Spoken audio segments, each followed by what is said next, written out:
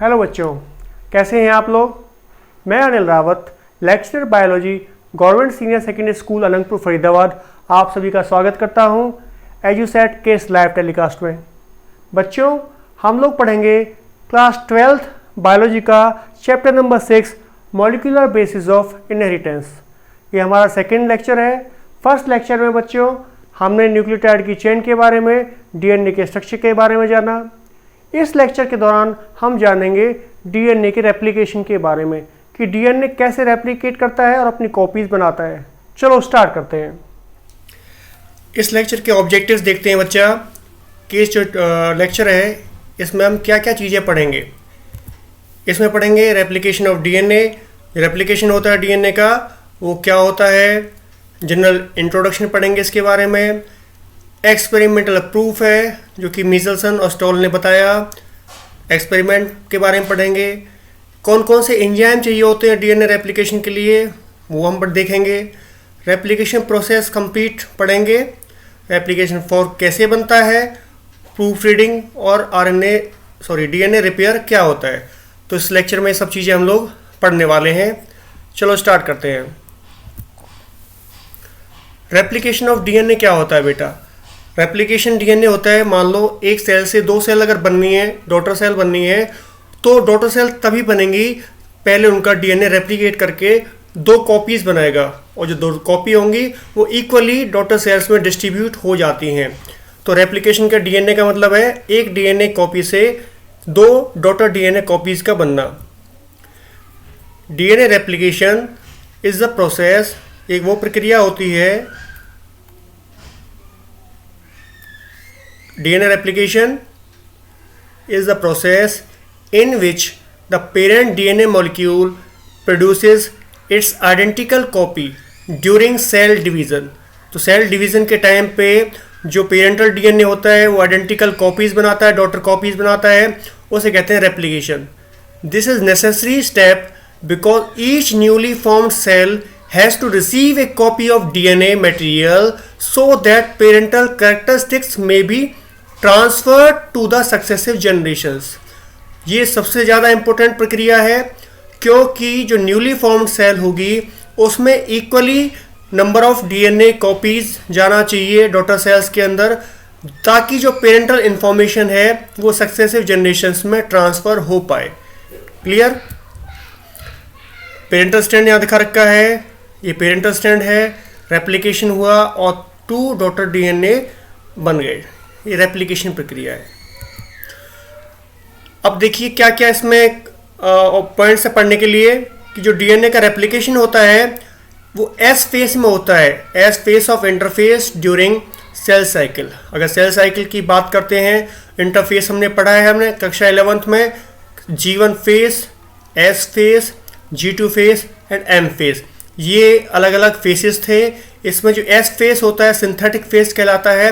इस synthetic face में, S phase में डीएनए का रेप्लिकेशन होता है। और एक बार अगर डीएनए का रेप्लिकेशन हो गया तो सेल को डिवाइड करना ही होगा, क्योंकि नहीं तो जो डीएनए है उसकी जो प्लॉइडी लेवल है वो बढ़ जाएगा सेल के अंदर। तो एस फेस के बाद सेल डिवाइड करना शुरू करेगी क्योंकि डीएनए रेप्लिकेट हो गया है।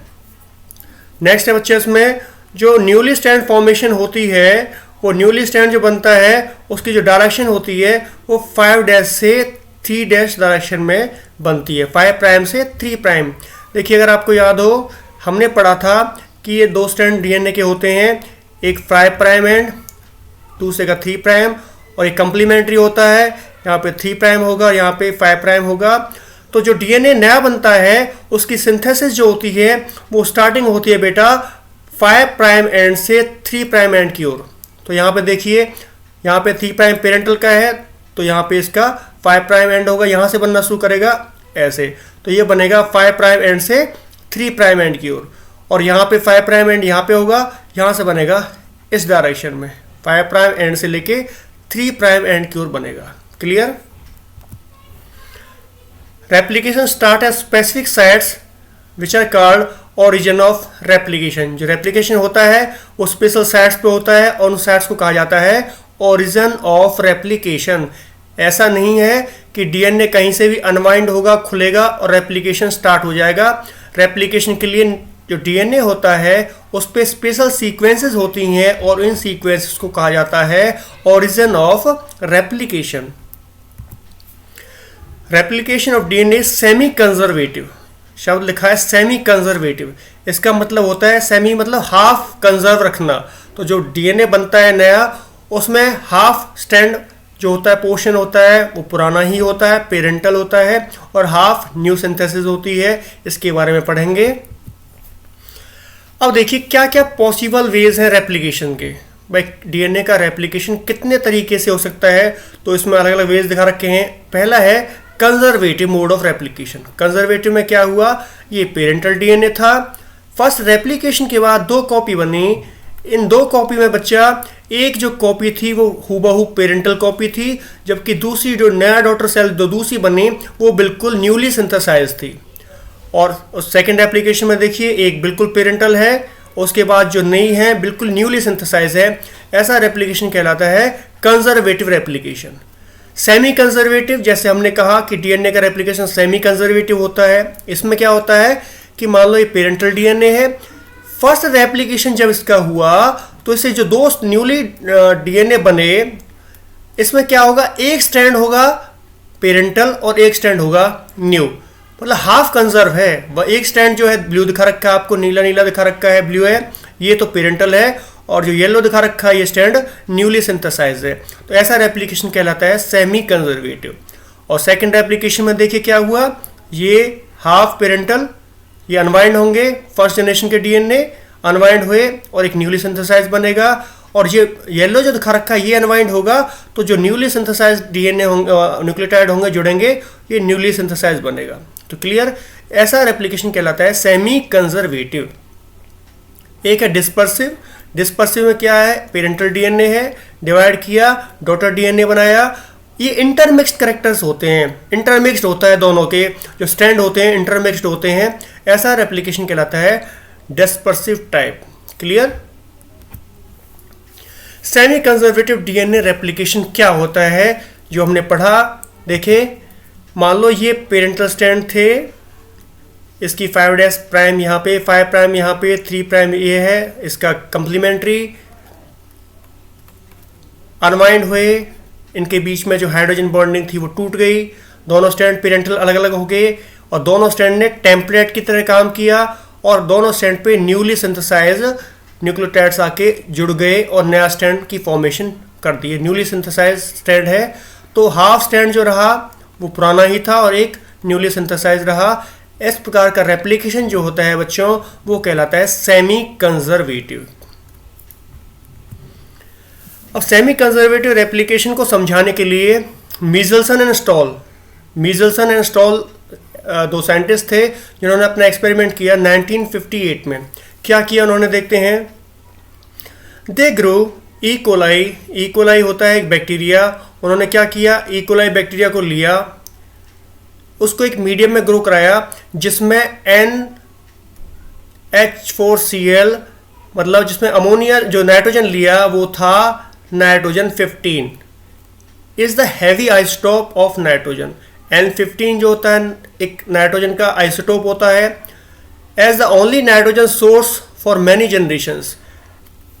क्या हुआ, ई कोलाई को ग्रो कराया, मीडियम में क्या रखा, नाइट्रोजन 15 रखा। नाइट्रोजन 15 जो होता है आइसोटोप होता है नाइट्रोजन का जो हैवी होता है, ठीक है। उसके बाद क्या किया, कई जनरेशन तक बैक्टीरिया को ग्रो कराया उसमें। The result was that N जो नाइट्रोजन था 15 was incorporated into newly synthesized DNA. अब नाइट्रोजन सोर्स आप उसको दे रहे हो, तो जो सिंथेसाइज नया डीएनए हुआ उसके अंदर भी जो नया डीएनए बना उसके अंदर क्या होगा, नाइट्रोजन कंटेंट N15 वाला होगा, क्योंकि आपको उसको ग्रो करने के लिए मीडिया दे रहे हो N15 वाला। This heavy DNA molecule could be distinguished from the normal DNA by centrifugation in a caesium chloride density gradient. अब ये क्या कह रहा है कि इन्होंने क्या किया, जो हैवी डीएनए होता है जिसमें N15 नाइट्रोजन होता है वो नॉर्मल N14 जो नाइट्रोजन वाला डीएनए है उससे अलग किया जा सकता है सेंट्रीफ्यूगेशन के द्वारा और डेंसिटी के द्वारा। क्योंकि देखिए इसकी डेंसिटी N15 की डेंसिटी ज़्यादा होती है, N14 की डेंसिटी कम होती है।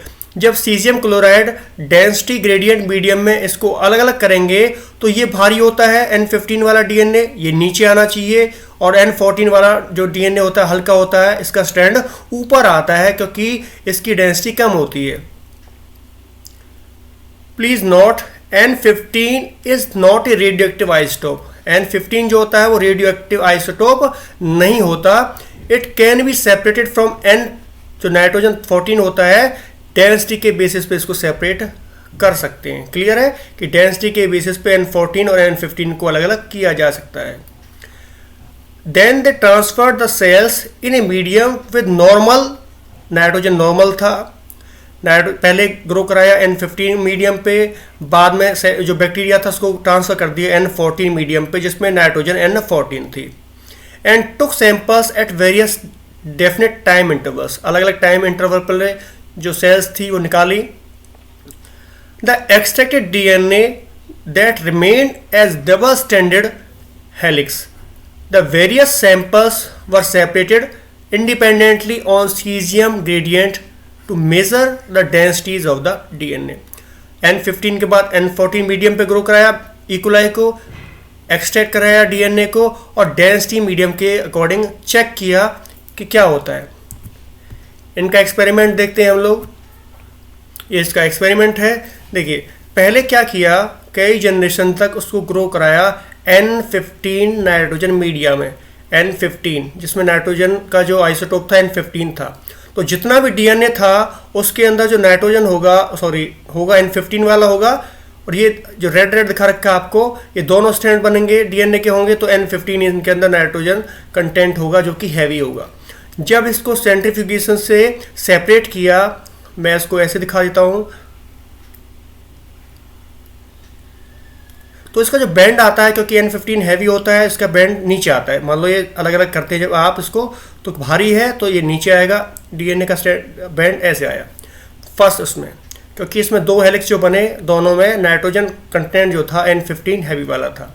अब क्या किया, इस बैक्टीरिया को लिया और एक दूसरे कल्चर मीडियम में इसको ट्रांसफ़र कर दिया, और उस कल्चर मीडियम में आप जो ग्रो करने के लिए आप उसको नाइट्रोजन दे रहे हो वो N14 मीडिया है। N14 मीडिया, तो क्या हुआ, ये यहाँ से समझते हैं हम लोग। ये दो डीएनए थे, दो स्ट्रैंड डीएनए के हैं, ठीक है, ये दो स्ट्रैंड डीएनए के हैं। अब क्या किया, N15 मीडिया वाला था, अब आपने इसको ट्रांसफ़र कर दिया और इसको मीडिया दिया N14। आपका नाइट्रोजन है केवल मीडिया के अंदर N14। ये दोनों स्ट्रैंड डीएनए के जो अलग अलग हुए, ये दोनों स्ट्रैंड डीएनए के रेप्लिकेशन के दौरान अलग अलग हुए, क्योंकि आपके पास जो मीडिया के अंदर नाइट्रोजन है वो N14 है, तो जो दो न्यूली सिंथेसाइज्ड डीएनए बने वो N14 वाले डीएनए थे। तो जो डॉटर डीएनए होंगे ये हाइब्रिड होंगे, एक स्ट्रैंड N15 वाला होगा भारी वाला जिसकी डेंसिटी ज़्यादा है, एक स्ट्रैंड हल्का होगा जिसकी डेंसिटी कम है N14 वाला। तो ये हाइब्रिड डॉटर डीएनए बने, और इनकी अगर डेंसिटी के हिसाब से इनको सेंट्रीफ्यूज करके अलग अलग किया, सेपरेट किया, तो जो इसका बैंड आया वो पहले वाले बैंड से ऊपर आया, क्योंकि ये डेंसिटी के अकॉर्डिंग थोड़ा पहले वाले से हल्का होगा, लाइट होगा। तो मैं इसको इस कलर से दिखाता हूँ, ये बैंड जो आया इसका थोड़ा सा ऊपर आया, क्योंकि इसमें एक हैवी स्ट्रैंड है और एक लाइट स्ट्रैंड है। रेड हैवी है और जो ग्रीन दिखा रखा है वो लाइट स्ट्रैंड है। क्लियर। नेक्स्ट कई जनरेशन तक ग्रो किया इसको, फिर दोबारा N14 मीडियम पे रखा, तो क्या हुआ बच्चों, ये जब अनवाइंड होगा डीएनए का स्ट्रैंड, तो दो स्ट्रैंड जो दिखा रखे हैं ये पेरेंटल रहेंगे, क्योंकि एक में रेड आइसोटोप, तो रेड जिसमें है N15 वो तो रहेगा। आप ग्रो करने के लिए N14 मीडिया दे रहे हो तो नया स्ट्रैंड बनेगा इस पे ग्रीन वाला, तो ये दो तो हाइब्रिड ही रहे। पर जब ये ग्रीन स्ट्रैंड जो यहाँ पे है, ग्रीन स्ट्रैंड अलग अलग होगा, मान लो ये आपका रेड और ग्रीन था, ये ग्रीन जब अलग होगा और ये रेड अलग हो गया, एक बार आप देख लिए कैसे हुआ,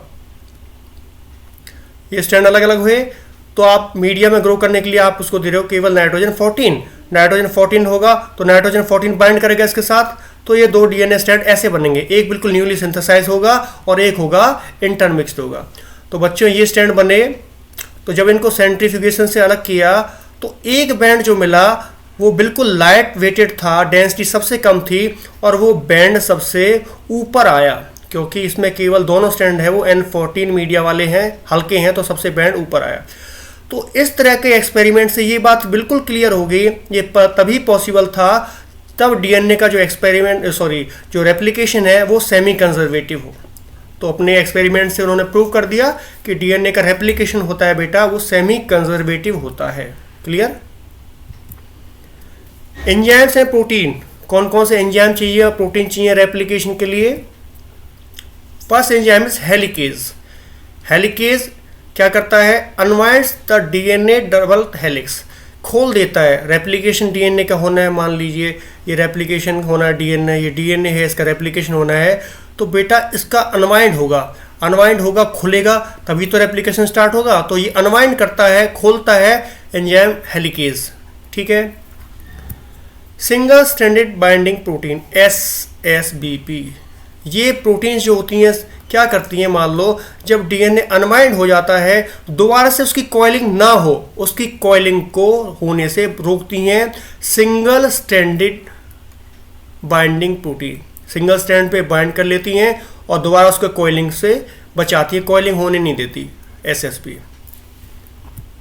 टोपोआइसोमरेज एंड जाइरेज, जब डीएनए अनवाइंड होता है तो क्या उसमें खिंचाव या तनाव पैदा होता है, इसे स्ट्रेन कहते हैं। तो ये topoisomerase and DNA gyrase enzyme release the strain को रिलीव करता है।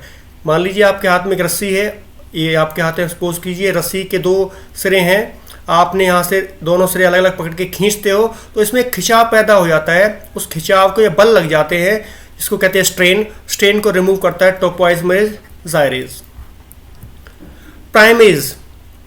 प्राइमेज बड़ा देखिए इंपॉर्टेंट रोल है।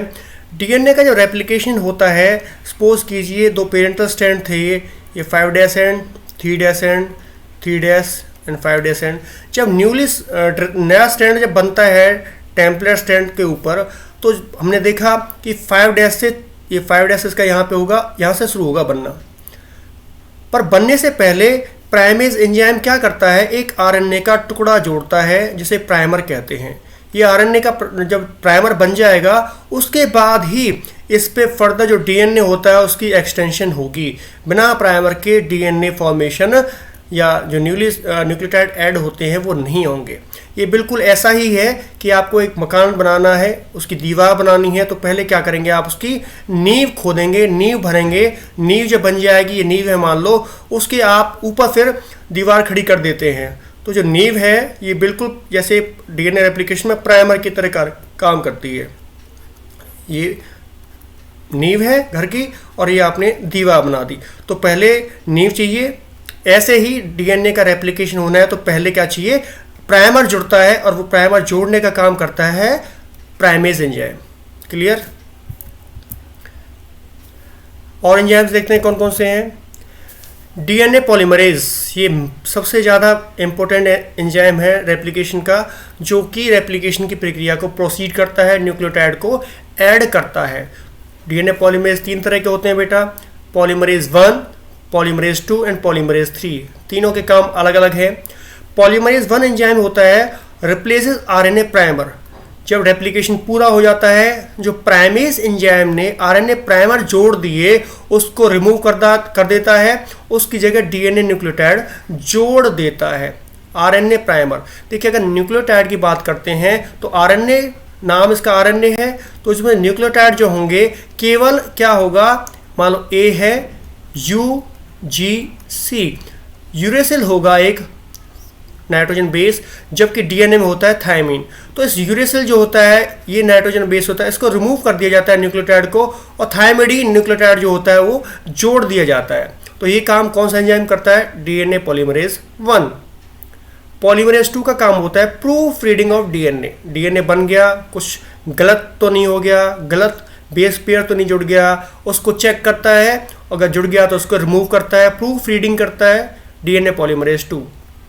Polymerase 3 is the main enzyme which carried out the process of DNA replication.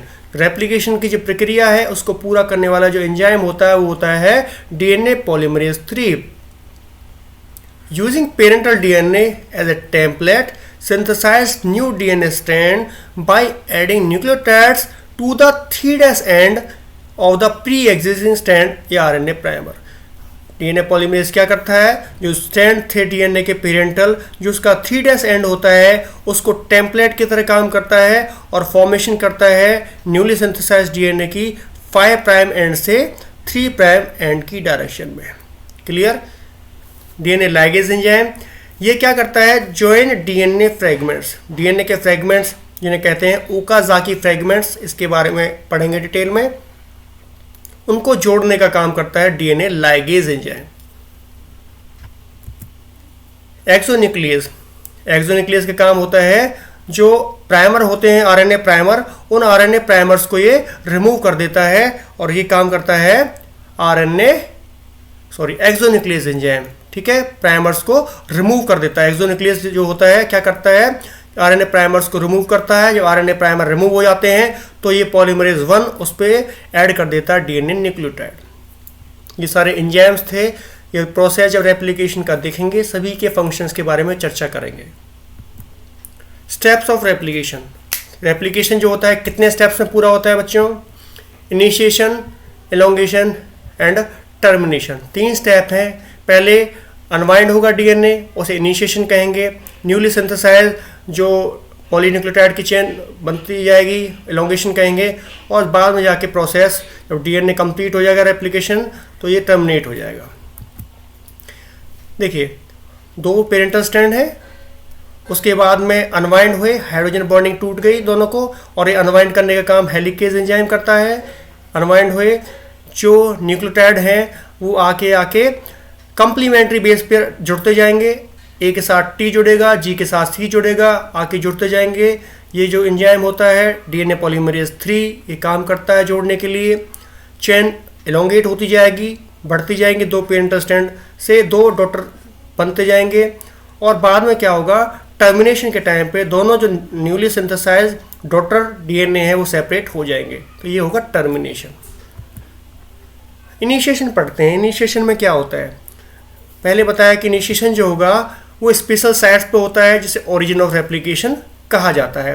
तो इनिशिएशन में क्या होता है, इनिशिएशन में replication begins at a particular sites called origin of replication.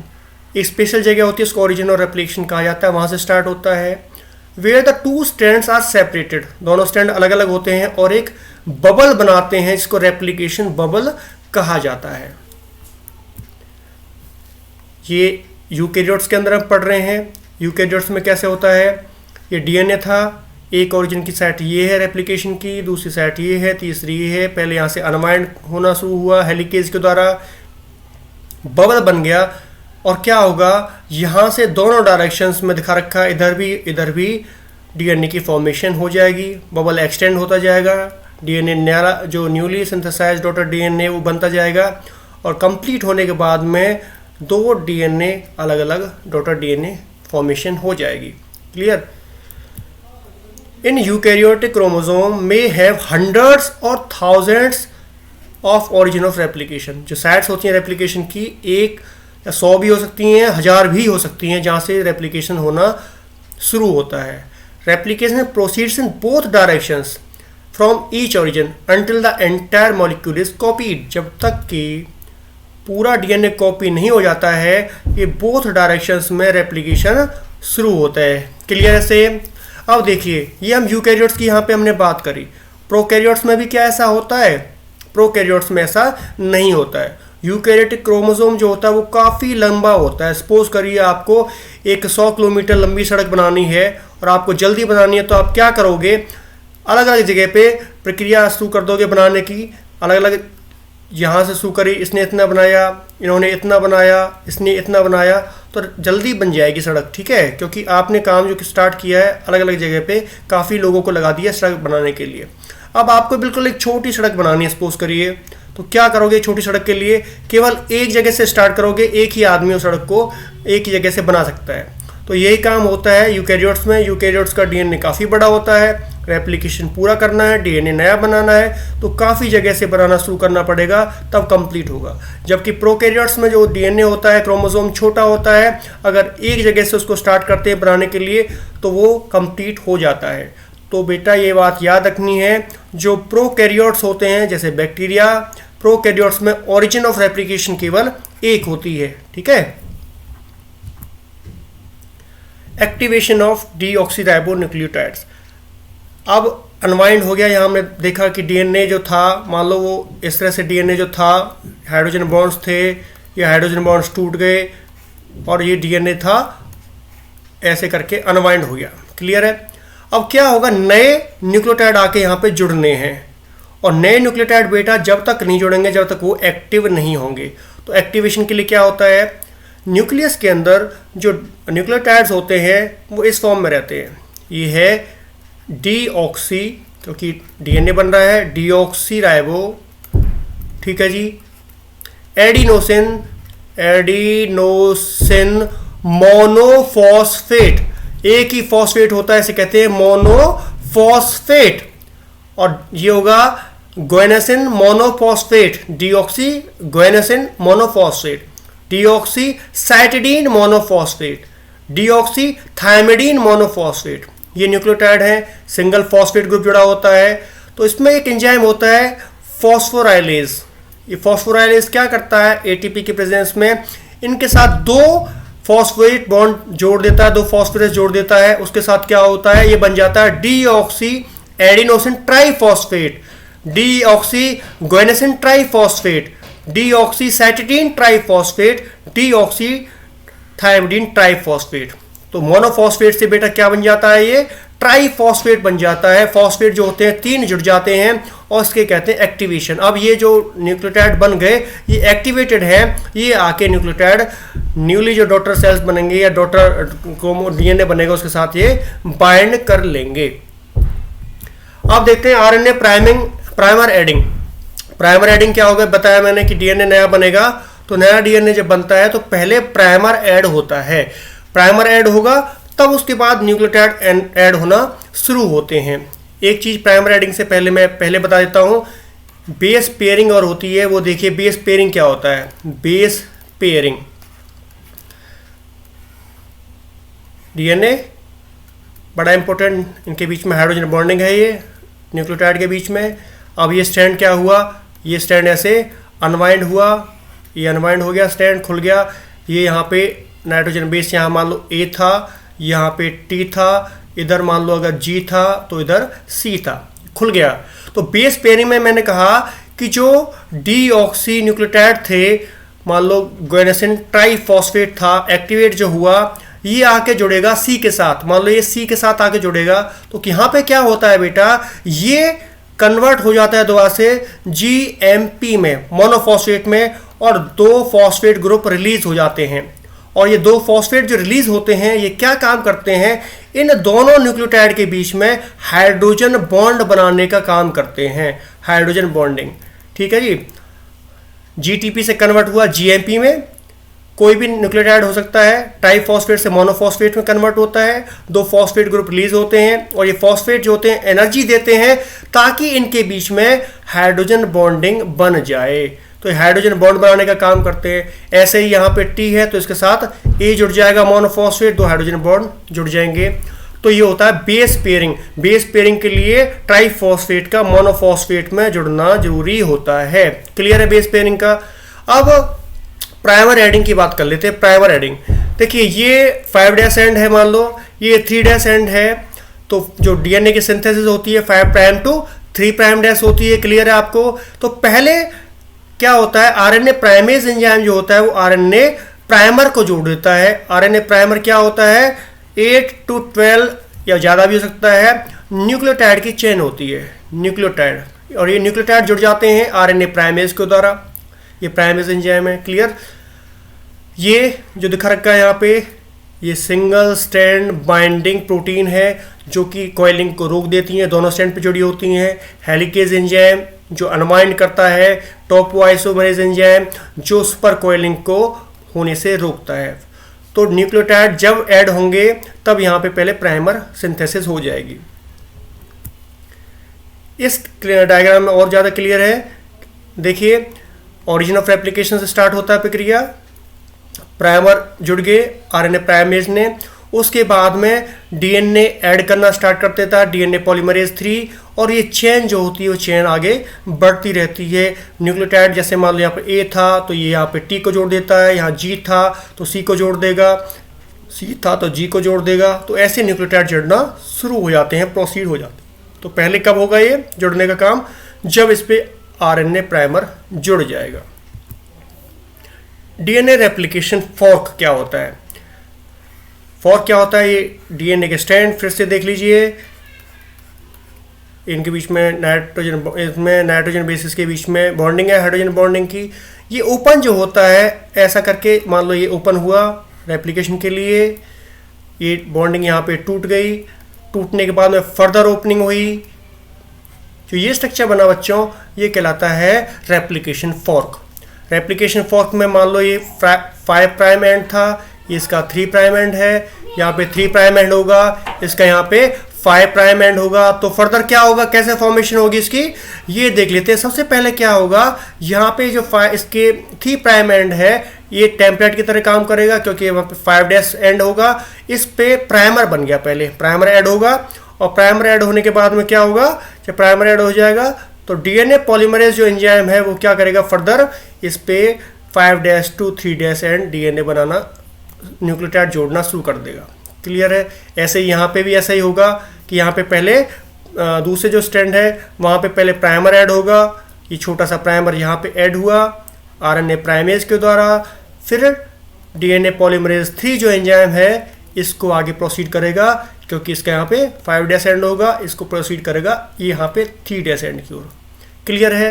अब क्या हुआ, फर्दर डीएनए ओपन होगा, क्योंकि फर्दर उसका रेप्लिकेशन होना है,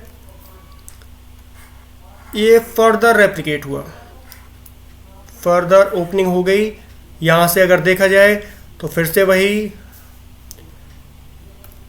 यहाँ पे था जी प्राइमर, एक प्राइमर यहाँ पे जुड़ा हुआ था, और ये जो डीएनए बन रहा था यहाँ पे ऐसे करके इतना बना था, इस स्टैंड पे इतना डीएनए बना था। ठीक है जी, ये 5 प्राइम एंड, ये 3 प्राइम एंड, ये 5 प्राइम एंड होगा यहाँ पे, और यहाँ पे होगा 3 प्राइम एंड। जब इतना खुल जाता है बेटा तो क्या होगा, ये जो स्ट्रैंड है इस स्ट्रैंड पे तो आगे अनवाइंड हुआ तो सीधा डीएनए जुड़ बनना शुरू हो जाता है, न्यूक्लियोटाइड जोड़ना शुरू कर देता है डीएनए पॉलीमरेज 3।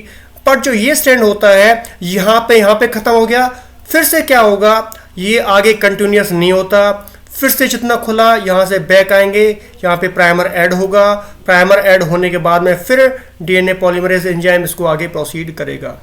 तो 2 स्ट्रैंड पे बेटा अलग अलग होता है। एक स्ट्रैंड जो होता है इस पे कंटिन्यूसली बनता जाता है डीएनए, दूसरे स्ट्रैंड पे डीएनए जो बनता है वो स्ट्रैंड डिसकंटिन्यूस स्ट्रैंड कहलाता है, जिसपे ये जो टुकड़े बन जाते हैं इन्हें टुकड़ों को कहा जाता है ओकाज़ाकी फ्रेगमेंट। ठीक है, एक कंटिन्यूस स्ट्रैंड रेगुलरली डीएनए बन रहा है, दूसरा स्ट्रैंड डिसकंटिन्यूस स्ट्रैंड या लैगिंग स्ट्रैंड भी कहते हैं, जिसपे डीएनए डिसकंटिन्यूसली बनता है, छोटे छोटे फ्रेगमेंट बनते हैं जिन्हें कहा जाता है ओकाज़ाकी फ्रेगमेंट। जैसा आपको इंट्रोडक्शन में बताया, ओकाज़ाकी फ्रेगमेंट बन जाते हैं। और ये स्ट्रैंड कहलाता है लीडिंग, जिसपे लगातार बनता है उसको कहते हैं लीडिंग या कंटिन्यूस स्ट्रैंड। क्लियर? ये ओकाज़ाकी फ्रेगमेंट जो होते हैं बच्चा, ये बाद में एक एंजाइम होता है डीएनए लाइगेज, पढ़ेंगे, वो जो ये टुकड़े बने इनको जोड़ देता है, DNA ligase enzyme. Replication fork का एक क्लियर पिक्चर दिखा रखी है। यहाँ पे 5 प्राइम एंड था, प्राइमर बना, डीएनए ऐड होना शुरू हो गया, डीएनए पॉलीमरेज क्योंकि कंटिन्यूसली बन रहा है यहाँ पे, तो ये स्ट्रैंड कहलाता है लीडिंग स्ट्रैंड। ठीक है जी, कंटिन्यूसली बन रहा है, लीडिंग स्ट्रैंड होगा। काम कौन सा एंजाइम करता है? DNA polymerase 3। इस स्ट्रैंड की बात कर लेते हैं, ये वाला स्ट्रैंड है। यहाँ पे देखिए एक fragment, second fragment, third fragment और ये फोर्थ फ्रेगमेंट यहाँ पे बन रहा है। तो अलग अलग फ्रेगमेंट्स में बन रहा है। ये स्ट्रैंड जो कहलाता है इसे कहते हैं लैगिंग स्ट्रैंड। लैगिंग क्यों कहा गया इसको? लैगिंग इसलिए कहा गया इसको क्योंकि ये टुकड़ों में बन रहा है, ठीक है। और बाद में यहाँ एंजाइम्स भी हम देख लेते हैं। डीएनए लाइगेज क्या कर रहा है यहाँ पे? ये डीएनए लाइगेज एंजाइम है। ये जो टुकड़े थे उनको जोड़ने का काम करता है डीएनए लाइगेज एंजाइम, और ये प्राइमर बनाने का काम कर रहा है प्राइमेज एंजाइम, ठीक है। पॉलीमरेज 3 है, वो नए न्यूक्लियोटाइड जोड़ता जाएगा। हेलिकेज इसको अनवाइंड करता रहेगा। Single cell binding protein recoil करने से इसको रोकेंगी, कॉइलिंग दोबारा ना हो जाए। और बेटा डीएनए पॉलीमरेज 1 एंजाइम क्या करेगा कि जो ये प्राइमर जुड़ा था, इस प्राइमर में से जो प्राइमर जुड़ा था, प्राइमर को हटा के इसमें जो यूरिडीन नाइट्रोजन बेस पेयर होता है, यूरिडीन न्यूक्लियोटाइड्स को हटा के थायमिडीन जोड़ देता है, क्योंकि डीएनए बनना है। डीएनए में थायमिडीन जो होता है न्यूक्लियोटाइड वो होता है, तो ये काम करता है डीएनए पॉलीमरेज 1। तो ये कंप्लीट एंजाइम्स थे जो रेप्लिकेशन में हेल्प करते हैं, और ऐसे रेप्लिकेशन फॉर्क की फॉर्मेशन होती है। एलोंगेशन क्या हुआ? एलोंगेशन का मतलब एक बार रेप्लिकेशन फॉर्क बन गया तो नए न्यूक्लियोटाइड्स होते हैं ऐड होना शुरू हो जाते हैं। इस प्रोसेस को एलोंगेशन कहते हैं, और ये कहता है DNA polymerase. DNA polymerase are responsible creating the new strand by the process called elongation. DNA polymerase new nucleotide जोड़ता जाता है, इसे एलोंगेशन कहते हैं। इस क्लियर है पिक्चर से?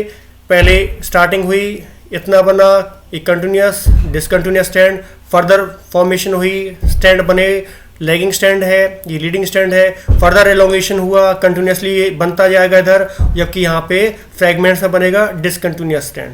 तो एंजाइम जो रोल पार्टिसिपेट करते हैं, एंजाइम्स हमने पढ़ लिए, तो ये कहलाता है एलोंगेशन। जो चेन होती है उसका फर्दर एलोंगेट होना, नई चेन बनना एलोंगेशन कहलाता है। उसके बाद है प्रूफ रीडिंग एंड रिपेयर।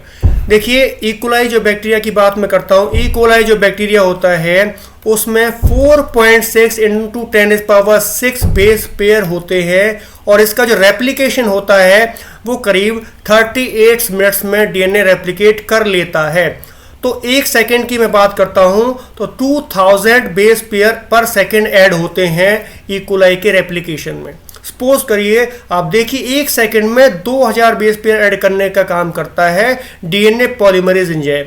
तो इतना फास्ट प्रक्रिया होती है, तो उसमें कुछ गलती भी हो सकती है, कोई रॉन्ग न्यूक्लियोटाइड भी ऐड हो सकते हैं जो कि बाद में म्यूटेशन क्रिएट कर सकते हैं। तो वो चीज़ ना हो तो उससे पहले डीएनए रेप्लिकेशन कंप्लीट होने से पहले उसका चेक किया जाता है, प्रूफ रीडिंग की जाती है कि कोई न्यूक्लियोटाइड गलत तो ऐड नहीं हो गया। गलत ऐड हो गया तो उसको रिपेयर किया जाता है। जब ये रिपेयर हो जाएगा तब जाके रेप्लिकेशन की जो प्रक्रिया है, प्रोसेस है, वो कंप्लीट होता है। During DNA replication DNA polymerase proofread each nucleotide against its template as soon as it's added to the growing chain. An incorrectly paired nucleotide is removed by nuclease. Enzyme है nucleus जो उनको wrong base pair को निकालता है, और जो नए base pair होते हैं वो ऐड कर दिए जाते हैं डीएनए पॉलीमरेज सेकंड के द्वारा। तो डीएनए पॉलीमरेज जो 2 एंजाइम होता है ये करता है प्रूफ रीडिंग, सही कर देता है अगर कोई गलत बेस पेयर ऐड हो गया है। तो देखिए यहाँ पे मान लो सपोज ये दिखा रखा है गलत बेस पेयर ऐड हो गया, गलत न्यूक्लियोटाइड है, न्यूक्लियस एंजाइम ये इसको गलत जो बेस पेयर था या न्यूक्लियोटाइड था इसको काट के अलग कर देगा। डीएनए पॉलीमरेज एंजाइम जो सही न्यूक्लियोटाइड है जोड़ देगा, और डीएनए लाइगेज एंजाइम इनके बीच में जो गैप था उस गैप को फिल कर देगा, जोड़ देगा, दोनों स्ट्रैंड्स को आपस में मिला देगा। तो ये काम करता है डीएनए लाइगेज। तो इसे कहते हैं proof reading and repair. Termination क्या है? जब कंप्लीट डीएनए का रेप्लिकेशन हो जाता है तो जो रेप्लिकेशन है वो समाप्त हो जाता है, एंड हो जाता है, इसे कहते हैं termination. The process of expanding the new strand continuous until there is either no more DNA template left to replicate. जब तक पूरा डीएनए रेप्लिकेट नहीं होता तो वो कंटिन्यूसली रेप्लिकेट करता रहता है। At the end of the chromosome, जब क्रोमोसोम का एंड आ जाता है, कोई क्रोमोसोम या डीएनए नहीं बचता तो रेप्लिकेशन एंड हो जाता है, टर्मिनेट हो जाता है, और 2 replication forks meet and subsequently terminate. Clear? An enzyme called exonuclease, enzyme का नाम है एक्सोन्यूक्लियस। स्टार्टिंग में बताया था इंट्रोडक्शन में आपको, exonuclease removes all RNA primer, जितने भी आरएनए प्राइमर जुड़ गए थे ये डीएनए स्ट्रैंड था, यहाँ पे हमने पहले बताया था कि आरएनए प्राइमर जुड़ जाते हैं। ये आरएनए प्राइमर, जितने मान लो ये आरएनए प्राइमर यहाँ पे, एक आरएनए प्राइमर यहाँ पे, तो ये आरएनए प्राइमर्स होते हैं, इन आरएनए प्राइमर्स को काट के निकाल देता है एक्सोन्यूक्लियस, और उसकी जगह पे न्यूक्लियोटाइड जोड़ देता है डीएनए पॉलीमरेज 1 एंजाइम। सभी का काम, जितने डीएनए पॉलीमरेज हैं, सभी का काम डिवाइड होता है। देखिए टर्मिनेशन का बैक्टीरियल क्रोमोसोम जो कि सर्कुलर होता है, ओरिजिन ऑफ रेप्लिकेशन सिंगल होता है, बताया आपको। डीएनए अनवाइंड होना शुरू हुआ, रेप्लिकेशन शुरू हुआ, दोनों डायरेक्शन में होता है, ये दोनों डायरेक्शन में हुआ यहाँ पे रेप्लिकेशन। और यहाँ एक पॉइंट आता है जब रेप्लिकेशन पूरा हो जाता है डीएनए का, दोनों स्ट्रैंड न्यूली डॉटर डीएनए जो होते हैं वो अलग अलग हो जाते हैं, तो ये होता है टर्मिनेशन। तो बच्चों डीएनए के रेप्लिकेशन के बारे में हमने पूरा जान लिया। होपफुली आपको सब कुछ अच्छे से समझ में आ गया होगा।